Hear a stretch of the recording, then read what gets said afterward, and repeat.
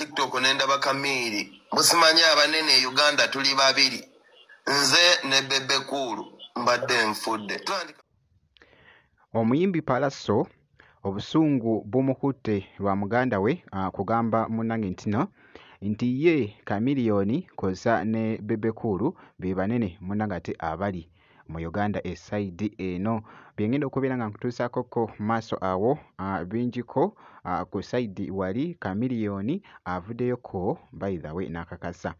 omukyala ali mu kwogeza munnange ate abamu obwama nti oba munnange ye laavu we omupya esaidi eno bampita Jaminati nsinzira ku Jaminati Yogi kansuke nkutegeeze nti no kasitobeera nga tonaba kusubscribinga osubscribinge kosaate n'okulayikinga video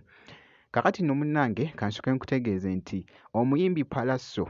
abaddeko ko live ku mukutu munnange ate ogwa TikTok wabula asinzidde wali munnange ate Germany jjukira nti nno yabaddeyoko ne show kakati munnange abadde ku TikTok awo ali mu kutambulatambula mu kaawo scrollinga n'agwa katambi ka Dr. Jose Chameleone ng'akola statement ng'agamba nti nno e Uganda abanene tuli bameka babiri Bebe Cool naye Chameleone akatambi munnange ate kasumbuye omwana muzibu munnange ate Palaso naye yonna gye biggweredde muganda wange ebyaddala bannange mu kulaba okwange ndabye nga oluyimba luno munnange ate byabanene luyina engeri gye lusumbuwamu munnange ate abantu oba nga tomanyi bitegeera sooka owulize munnange ate Palaso byabadde agamba. Mbadde ku stage mbadde ku TikTok nenda bakamiri musimanya abanene Uganda tuli babiri nze ne Bebe Cool mbadde nfudde twandika Chameleone mwagala nyumpulidde nga njagala yita mu TikTok oba mukuba oluyi munene muche mpoze emikono naye nga Chameleone muyaye ako kavidiyo wakalabi nakalabi anko nakalabi muyaye akuwa chepe n'amala n'azitwalirawo akigambye nfe abanene tuli babiri nze n'amala n'agamba naye Chameleone mutono naye akiri nnene ne waliyo abanene nga just mitwe minene nenga ne boss wange mulo wakaisa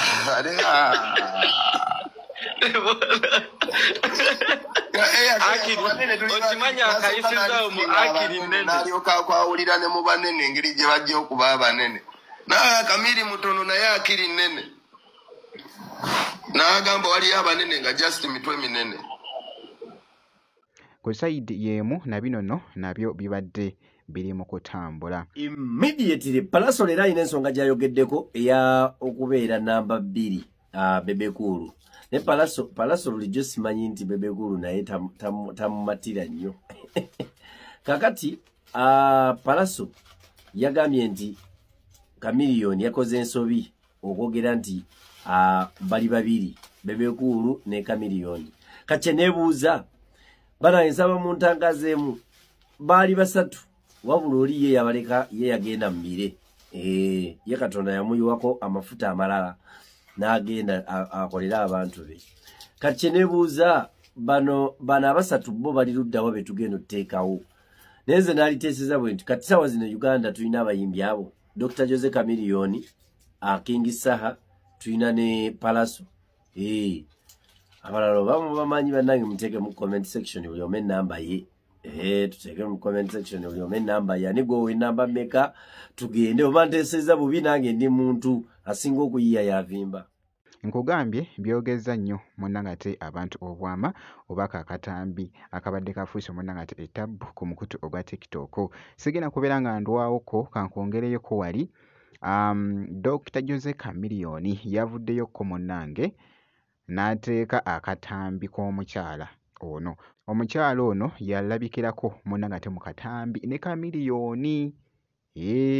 era nga byatambula nnyo awo nti Chameleone afunye munnange ate omukyala omupya brabra byali bingi nnyo munnange ate ebyayogerwa ku social media kaakati nno Chameleone avuddeyo n'akwata akatambi k'omukyala oyo n'akapostinga ku mukutu gwe munnange ate oba ku page ye eya TikTok. Ebigambo byabadde awandiiseeko awandiise n'agamba nti no forever o Chameleone esaidi munnange Jose Chameleone apostinze omukyalo ono ku akawunti ye eri verified eriko blue tick.